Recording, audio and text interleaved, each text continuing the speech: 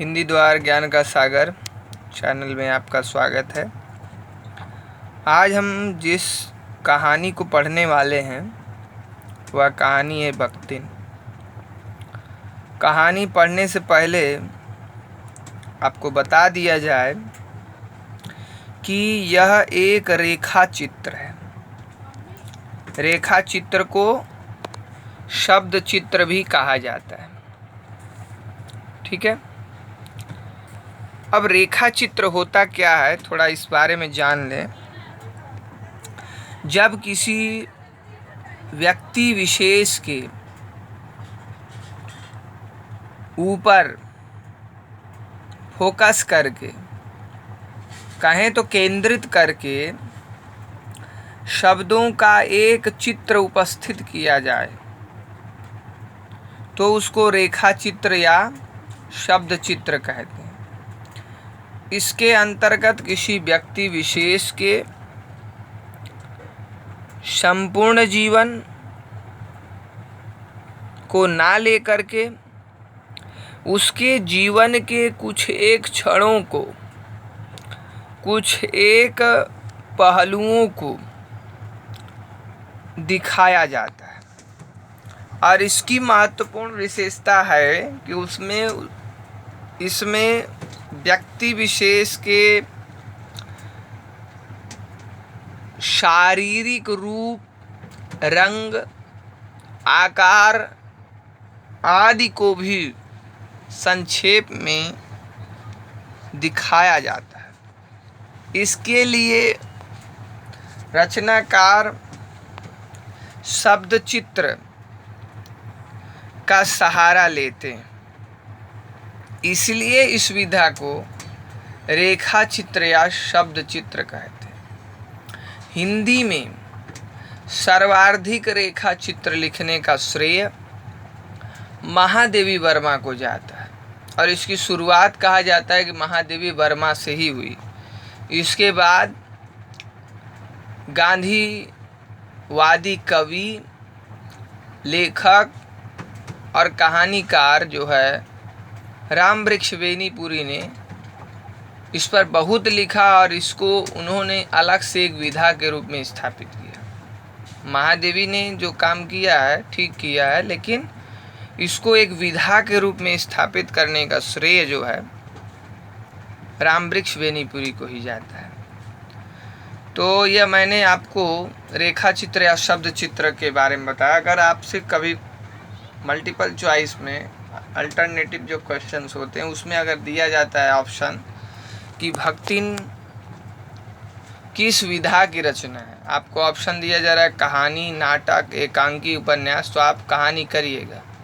लेकिन जब आपको दे दिया जाए और उस ऑप्शन में आपका रेखा चित्र या शब्द चित्र दे दिया जाए, जैसे है कि भक्तिन रचना है रेखा चित्र या शब्द चित्र, कहानी, नाटक, उपन्यास, तो आप उसमें कहानी ना चुन करके रेखा चित्र या शब्द चित्र चुनिएगा।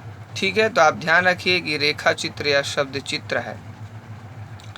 देखिए शुरुआत में ही मैं पढ़ रहा हूँ, फर्स्ट पैरा में ही देख रहे हैं, जैसा कि मैंने बताया है कि उस व्यक्ति विशेष के शारीरिक रूप का, नाक, आँख, इसका जो है एक चित्र उपस्थित किया जाता है।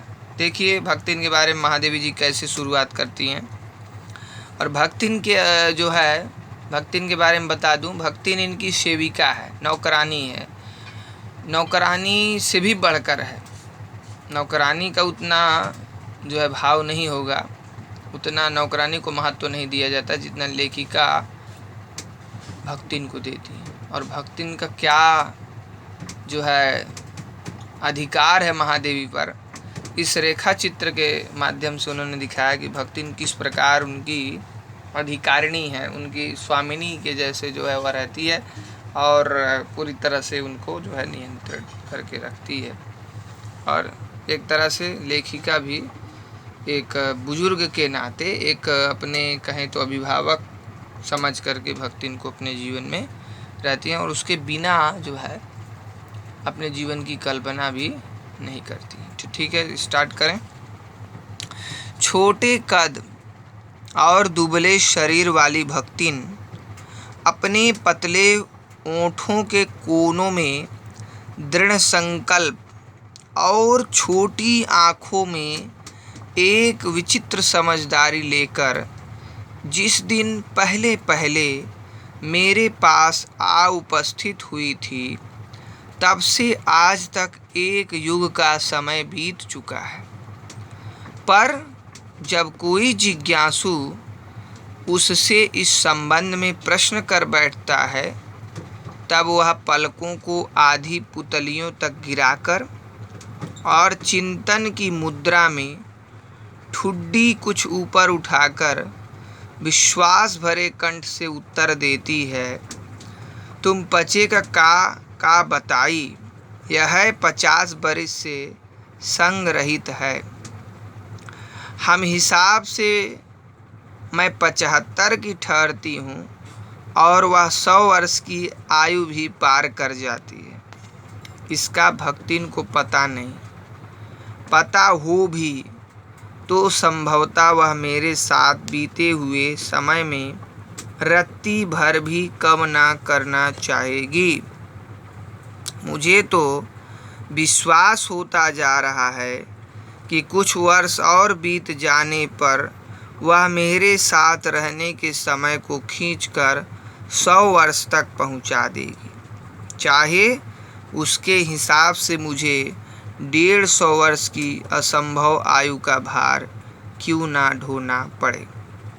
इस पैराग्राफ को अच्छे से समझ लें। भक्तिन के बारे में बताया कि छोटा कद है, दुबले शरीर वाली है और होंठ उसके पतले हैं। ये जब शुरुआत में भक्तिन उनके सामने आती है तो भक्तिन की युवा अवस्था रहती है। उसी अवस्था के बारे में महादेवी जी ने यहाँ बताया।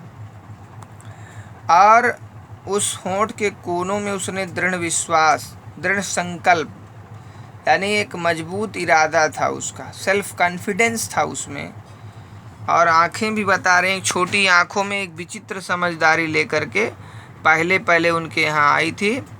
तो बता रहे हैं तब से आज तक एक युग का समय बीत चुका है। एक युग यानी करीब 25 वर्ष 30 वर्ष बीत चुके हैं। लेकिन कह रही हैं कि जब कोई जिज्ञासु उनके बारे में प्रश्न कर बैठता है, पूछता है, तो वह पलकों को आधी पुतलियों तक गिराकर, आधी पुतलियां यानी पूरी पलकें नहीं गिराती है, आधी आंख बंद करती है और चिंतन की मुद्रा में यानी थोड़ा सोच करके ठुड्डी कुछ ऊपर उठा लेती है। पहले सोचती है, फिर विश्वास भरे स्वर में उत्तर देती है कि क्या क्या बताएं तुमको, हम यहाँ 50 बरस से रहते हैं। जो कि उसके अंदाज उसने जो लगाया है वह सही नहीं है, क्योंकि महादेवी जी कहती हैं कि 25 से 30 वर्ष हो रहा है। युग वानी 25 वर्ष का एक युग होता है। तो वही कह रहे हैं कि 50 बरिस वो बता देती कि 50 वर्ष रहती है। उस तरह करें, अगर उसके हिसाब को अगर मैं मान लूँ तो मेरी उम्र तो 75 हो जाएगी और वह तो 100 वर्ष की आयु भी पार कर जाएगी, क्योंकि महादेवी जी कह रही हैं कि उस समय महादेवी जी की उम्र, अब आप अनुमान लगा सकते हैं, 25 वर्ष की महादेवी जी रही होंगी। तो उस हिसाब से अगर 50 वर्ष बीता तो 75 की महादेवी जी हुई और भक्तिन 100 वर्ष की हो गई, यानी भक्ति ने उस समय अपने आप को 50 की बना ली थी जिस समय वह युवा थी। लेकिन ऐसा नहीं था, भक्तिन और महादेवी जी में ज़्यादा जो है अंतर नहीं था, जबकि महादेवी जी से भक्तिन जो है उम्र में थोड़ी छोटी ही जो है मालूम होती है। ठीक है, तो वह कह रहे हैं इस तरह वह अपनी उम्र जो है बढ़ा लेती है। आगे हम कहानी में पढ़ेंगे कि कम उम्र में विधवा हो जाने पर जो है वह अपने आप को जो है एक बुजुर्ग ही मानने लगती है। तो मुझे तो विश्वास होता जा रहा है कि अगर कुछ और बीत जाएगा और तो यह खींच करके 100 वर्ष अपनी आयु पहुंचा देगी। तो कह रहे हैं जब अगर वो अपने आप को 100 वर्ष बता देगी तो भाई तो मेरी उम्र भी 150 वर्ष चली जाएगी तब तो ये संभव आयु तो भार मुझे ढोना पड़ेगा। आगे देखें, सेवक धर्म में हनुमान जी से स्पर्धा करने वाली भक्तिन किसी अंजना की पुत्री ना होकर एक अनाम धन्या गोपालिका की कन्या है।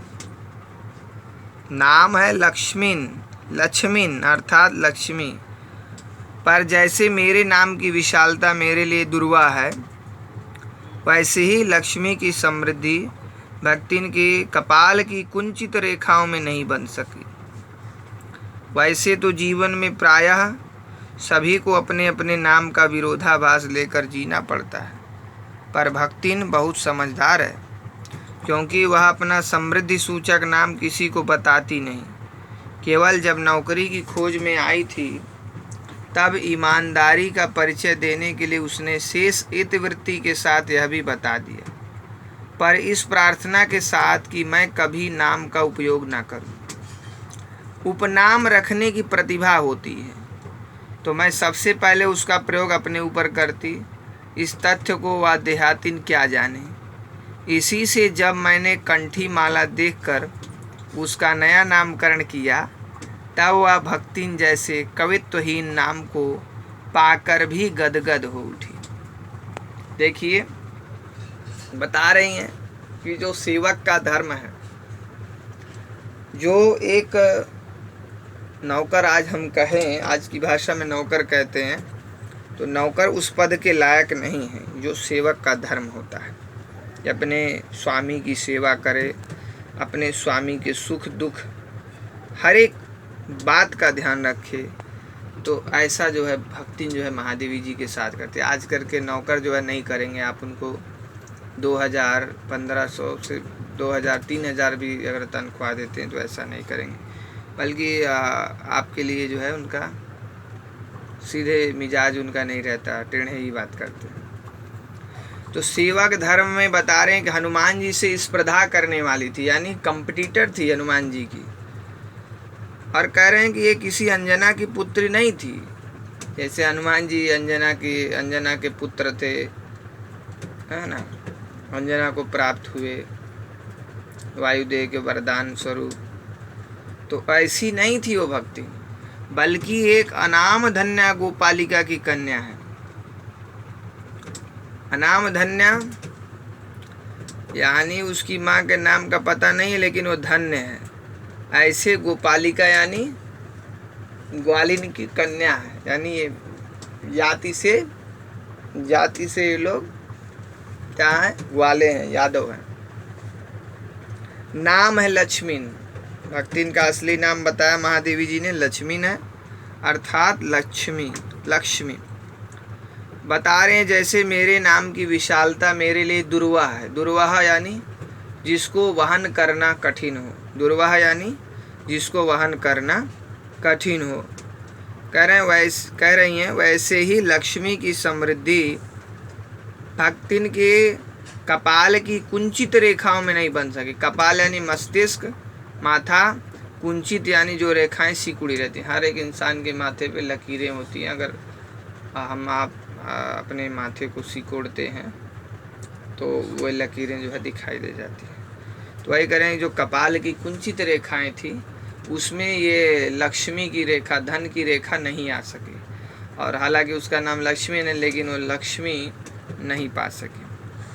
वैसे तो जीवन में प्रायः सभी को अपने अपने नाम का विरोधाभास लेकर जीना पड़ता है। महादेवी जी कह रहे हैं सभी इस तरह का जीवन जीते हैं, क्योंकि जो उनका नाम जो है, उनके नाम के अनुसार जो है उनको जो है वह पद प्रतिष्ठा अथवा जो है वो चीज़ नहीं मिलती है। तो कह रहे हैं लेकिन भक्तिन बहुत समझदार है, क्योंकि वह अपना ये समृद्धि सूचक नाम किसी को बताती नहीं है। जानती है कि हम गरीब हैं, कंगाल हैं, तो लक्ष्मीन कहेंगे तो उस भाई सब हंसेगा। लेकिन वो बता रहे हैं केवल जब नौकरी की खोज में आई थी मेरे पास, तब उसने अपनी ईमानदारी का परिचय देने के लिए इस नाम को बताया था, और बताया था कि लेखिका जो है इस नाम का कभी भी प्रयोग करके उसे बुलाएंगी नहीं। अब वो बता रहे हैं कि इस तथ्य को बता रहे हैं उपनाम रखने की प्रतिभा होती है। नाम के आखिरी में जो नाम लगाया जाता है उसको उपनाम कहते हैं, यानी नाम को ना बुला करके जब किसी अन्य नाम से किसी को बुलाया जाता है तो उसको उपनाम कहते हैं। जैसे अयोध्या सिंह उपाध्याय हरिऔध उपनाम है। जैसे रामधारी सिंह दिनकर उपनाम है। तो इस तरह के नाम जो है मूल नाम के अंत में लगाए जाते हैं तो उनको उपनाम कहते हैं। तो कह रहे हैं कि ये उपनाम रखने की प्रतिभा होती है। तो कह रहे हैं कि मैं सबसे पहले उसका प्रयोग अपने ऊपर करती, लेकिन वह देहातीन क्या जाने, इसीलिए वो कह रहे हैं जब मैंने कंठी माला देखा कि ये गले में कंठी माला पहनी है तो उसका नया नामकरण कर दिया लेखिका ने, भक्तिन। तो कह रहे हैं कि जब वह मैंने भक्तिन रख दिया तो ये कवित्वहीन नाम था, यानी इसमें कविता का कोई ये गुण चिन्ह नहीं था कि ऐसी कविता या ऐसा जो है गुण जो है भक्तिन के अंदर जो है दिखाई दे रही है, लक्ष्मी के अंदर, कि उसका नाम भक्तिन होना चाहिए। इसको पा करके भी वह गदगद हो उठी, गदगद यानी बहुत प्रसन्न हो गई। ठीक है, तो हमको लगता है, जहाँ तक मुझे लगता है आगे पैरा हम कंप्लीट करेंगे, तीसरा पैरा, उसके बाद ही हम इस वीडियो को समाप्त करेंगे। भक्तिन के जीवन का इतिवृत्त बिना जाने हुए उसके स्वभाव को पूर्णता क्या अंशतः समझना भी कठिन होगा। इतिवृत्त यानी उसके जीवन के पूरे वृत्तांत को आदि से अंत तक जाने बिना उसके स्वभाव को पूर्णता यानी पूरी तरह से, अंशतः यानी आंशिक रूप से भी समझना कठिन होगा। अब बता रही हैं लेखिका कि कैसे वह कहाँ अपना जीवन, कैसे उसका जन्म, कैसे क्या हुआ, बता रहे हैं। वह ऐतिहासिक झूंसी में गांव प्रसिद्ध एक सूरमा की एकलौती बेटी ही नहीं, विमाता की किंवदंती बन जाने वाली ममता की छाया में भी पली है। 5 वर्ष की वय में उसने हडिया ग्राम के एक संपन्न गोपालक की सबसे छोटी पुत्रवधू बनाकर पिता के शास्त्र से, यहाँ बनाकर नहीं बनकर होगा, बनकर पिता के शास्त्र से 2 पग आगे रहने की ख्याति कमाई और 9 वर्षीय युवती का गौना देकर विमाता ने बिना मांगे पराया धन लौटाने वाले महाजन का पुण्य लूटा। बताया जा रहा है कि ऐतिहासिक झूंसी जो है, झूंसी इलाहाबाद के पास है, बहुत ही ऐतिहासिक जगह है, वहाँ खंडहर हैं आज भी अकबर के ज़माने के। तो उसी में एक प्रसिद्ध गांव का एक सूरमा था, सूरमा यानी जो योद्धा था, लड़ाकू था, उसकी एकलौती बेटी थी, लेकिन माँ मर गई तो विमाता यानी सौतेली माँ, स्टेप मदर, तो उसकी किंवदंती बन इसलिए गई क्योंकि वो माँ जो है ज़्यादा इनको मानती नहीं थी, उसकी ममता की छाया में भी पली है, यानी सौतेलेपन को भी झेला है। 5 वर्ष जब हुए तो हडिया ग्राम के एक संपन्न गोपालक यानी वही अपने जाति के यादव घराने में गए और उसके सबसे छोटे बेटे की पत्नी बनकर, यानी छोटी पुत्रवधू बन करके पिता के शास्त्र से 2 पग आगे रहने की ख्याति कमाई। यानी जैसे पिता ने उसको समझाया था, उपदेश दिया था, पिता के कहने से 2 पग आगे रह करके वह काम करी। तो इस तरह से वह उस ससुराल में भी बहुत ख्याति अर्जित की और 9 वर्षीय युवती का गौना देकर, यानी उसी भक्तिन का 9 वर्ष की थी। आप देखिए 5 वर्ष में विवाह हुआ और माँ ने 9 वर्ष में इसको जो है विदा कर दिया, गौना दे दिया। उस समय गौना की प्रथा थी पुराने ज़माने में, क्योंकि कम उम्र में विवाह होता था। तो इस तरह का 5 वर्ष का, 10 वर्ष का अंतराल करके 3 वर्ष का गौना का एक प्रथा, गौने की एक प्रथा थी। विमाता ने बिना मांगे पराया धन लौटाने वाले महाजन का पुण्य लूटा। जैसे महाजन किसी को कर्ज दिया जाता है तो उसके कर्ज को बिना मांगे लौटा देता है, उसी तरह विमाता ने जो है 9 वर्ष की जब भक्तिन हो गई, यानी विवाह 5 वर्ष में, 4 वर्ष के तुरंत बाद ही उसने इस भक्तिन का, लक्ष्मी का गौना दे दिया। ठीक है, तो आज के लिए इतना ही और नेक्स्ट वीडियो में हम फिर मिलेंगे। तब तक के लिए धन्यवाद। ठीक है, और आप लोग वीडियो को अच्छे से देखिए, समझिए, और जो इम्पोर्टेंट लाइन होगी मैं इसको भी अंडरलाइन करा दूँगा। तब तक के लिए धन्यवाद।